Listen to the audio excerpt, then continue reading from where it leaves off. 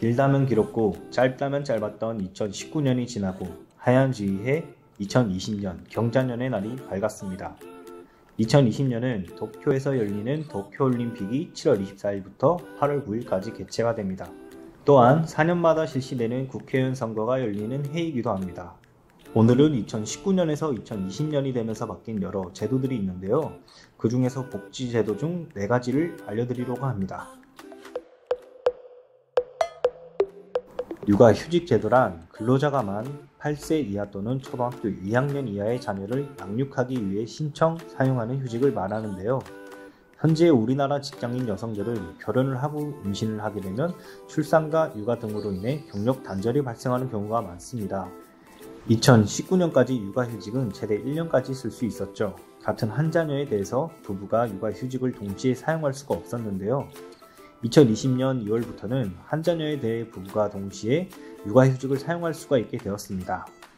하지만 주의할 점으로는 육아휴직급여는 부부가 한 자녀에 대해 동시에 육아휴직을 쓰게 되면 첫 3개월 급여 한도는 통상임금의 80%를 받게 된다는 점 주의해 주시길 바랍니다.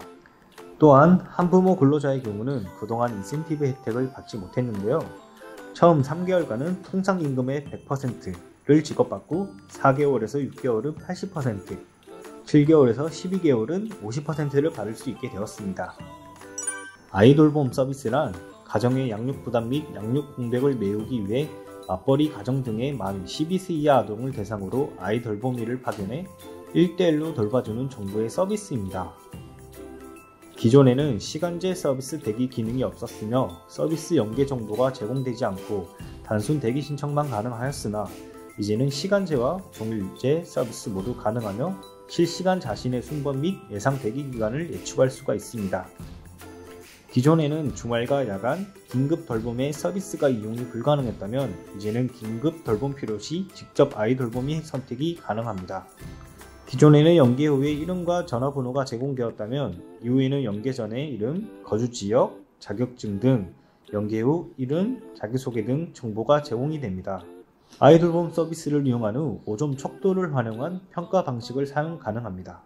노인 맞춤 돌봄 서비스는 어르신들이 필요한 욕구에 대해 생활관리사에게 요청하면 그에 맞게끔 서비스를 직접 받을 수 있는 서비스입니다.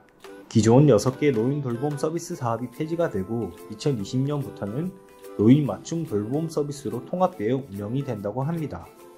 서비스 대상으로는 만 65세 이상 국민기초생활수급자, 차상위 계층 또는 기초연금수급자로서 유사 중복 사업 자격에 해당되지 않은 어르신이면 서비스를 받으실 수 있습니다.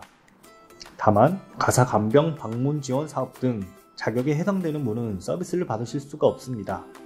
필요에 따라 안전지원, 사회참여, 일상생활 지원 등 다양한 서비스 동시 이용이 가능합니다. 다양해진 서비스가 맞춤형으로 제공되도록 조사 및 상담을 거쳐 서비스를 제공합니다. 하나의 수행기관에서 통합 체계적인 서비스를 제공합니다. 건강 및 기능 상태 악화 예방, 사회적 관계 형성을 위한 서비스 제공이 됩니다. 기존 서비스 이용자는 별도 신청 없이 서비스를 제공받으실 수 있고 신규 신청자는 3월부터 읍, 면, 동 주민센터를 통해 신청이 가능하다는 점 알아주시면 되겠습니다. 가족의 질병, 사고, 노령 또는 자녀의 양육을 사유로 연간 최대 10일의 무급휴가를 사용할 수 있습니다. 예를 들어 맞벌이 부부의 경우 자녀나 부모님이 아플 때 부부 중 한 명은 간병을 위해 휴가를 사용해야만 합니다. 이런 경우에 유용하게 사용 가능한 제도가 될 것으로 보입니다. 다만 사업주의 부담을 고려하여 가족 돌봄 휴직 기간과 합하여 연간 90일을 초과할 수 없다는 점 명심해 주시기 바랍니다. 이렇게 2020년이 되어 바뀌는 복지제도 4가지를 알아보았는데요. 자신에게 필요한 복지제도를 꼼꼼히 확인하고 이용한다면 더 좋은 서비스를 받으실 수 있을 거라 생각이 됩니다.